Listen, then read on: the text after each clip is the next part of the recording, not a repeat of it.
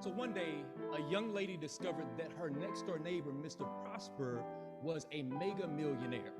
He owned a huge real estate portfolio and several successful businesses. So she decided that Mr. Prosper would be a great person to ask questions about success. So one day, she built up the courage. She went over and knocked on Mr. Prosper's door. And it took a lot of courage because she had grown up next door to Mr. Prosper all of her life and had no idea because he lived a fairly average life. He drove an average car.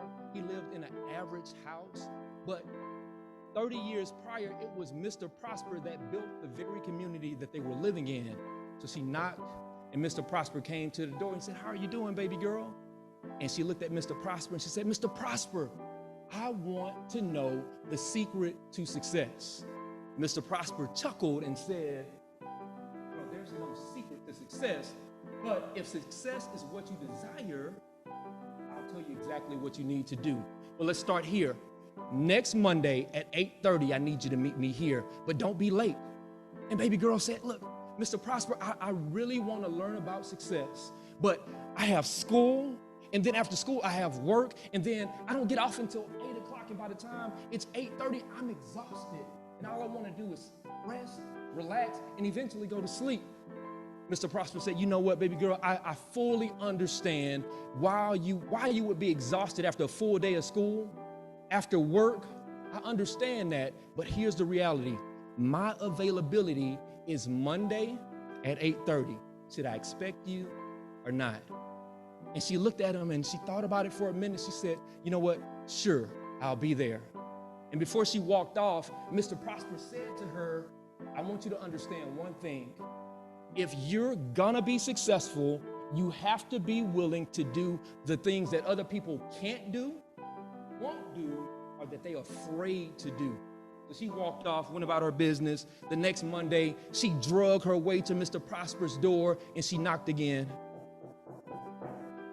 "Hey, how are you doing, Mr. Prosper? I'm excited." She thought she was going to be able to sit down for an hour, maybe 2 hours, and learn all of Mr. Prosper's secrets. Mr. Prosper came to the door with a list in his hand with 2 books on it.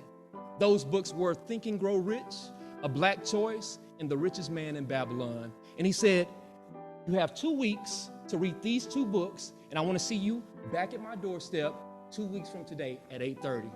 She's thinking like, "Mr. Prosper, I have school. Like, I'm tired. Like, I can't read. I can't add 2 more books to my reading list. I just can't do it." Mr. Prosper looked in her eyes and he said, "Baby girl, if you're gonna be successful, you have to be willing to do the things that other people can't do, won't do, or that they are afraid to do." She went off, she read those 2 books just in the nick of time. She came back that 2 weeks later, she knocked on his door. "Hey, Mr. Prosper, I'm back. I read both of the books that you told me to read. Now I'm ready to learn." Mr. Prosper looked in her eyes and he said, "Baby girl, what's your gift?" And she looked. "Mr. Prosper, I had no idea that you wanted me to bring you a gift. I didn't know you wanted me to bring you a gift." He chuckled again. "Baby girl, when I say what's your gift, I'm asking you, what is the gift that's inside of you that the Most High put inside of you to impact the world?" She said, "You know what? I never asked that question. I never really thought about that before." Looked in her eyes and said, "I need you to go. I need you to figure out what your gift is and come back next Monday." So she went home, she told her mom and her dad, "Mom, Dad, Mr. Prosper asked me what's my gift, and I have no idea." So mom and dad started to give her some ideas about some of the areas that she was gifted in. Then she went to some teachers and some coaches, and they gave her more ideas. She came back that next Monday excited. "Mr. Prosper, I'm back, and I know what my gift is." Mr. Prosper looked her in her eyes. He said, "Now, baby girl, you need a plan." And she's frustrated at this point. "Mr. Prosper, I've been coming to you for several weeks. I haven't had a chance to sit down and talk to you. All you keep doing is giving me tasks." And she's frustrated at this point. He said, "Baby girl, I need you to figure out what you want. I need you to figure out what your goal is. And I need you to create a plan and detail the steps that you need to take to reach that goal." She left defeated, deflated at this point, yet she went home and she wrote out her plan. She wrote out her goal. She came up with this plan. She went back the next week and she's excited now. Like, he gotta talk to me now. I've been doing this for several weeks. I've discovered what my gift is. I have my plan. He has to talk to me.